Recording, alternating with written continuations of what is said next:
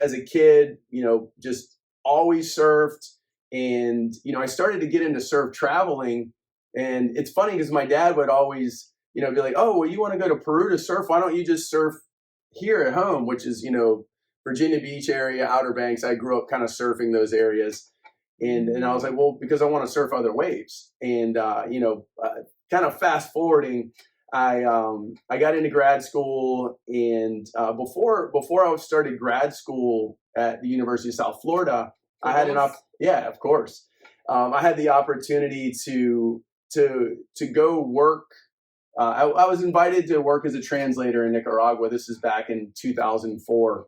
Dope. And my good buddy FIFO, who of course, big fan of the podcast, so shout out to him.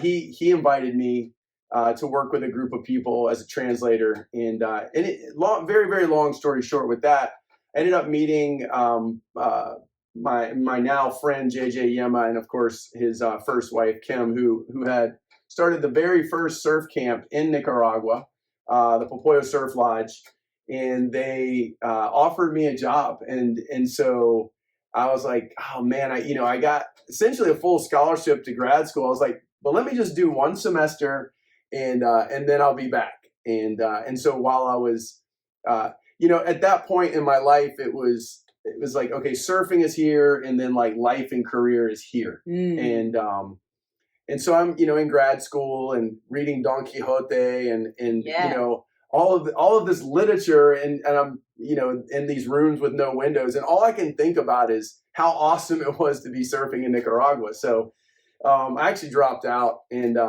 took the job in Nicaragua, but that really was that sort of time in Nicaragua working as a surf guy was really the catalyst that moved me closer towards what we're talking about now, which is my research.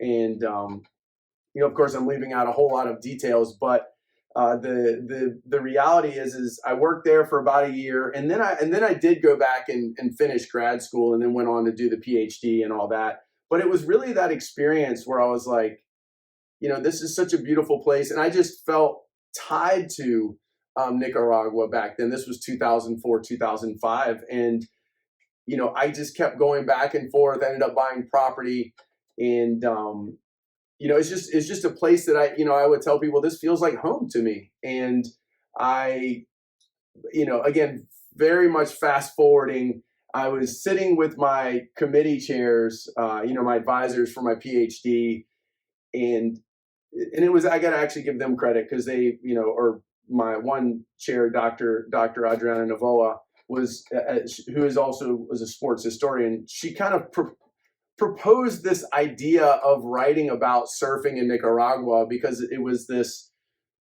surf studies, if you will, or critical surf studies, was this new emerging field.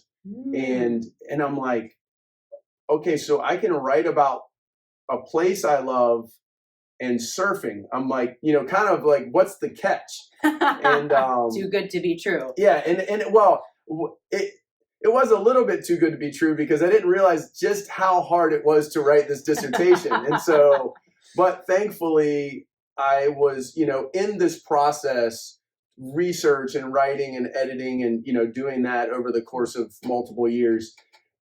Luckily, I was working on something that, one, felt very much close to home. And I think that's what gave me the fuel to finish, actually, to be quite frank. So yeah, it's more of a lifetime of, surfing being something that's been very much a part of my life for as long as I can remember.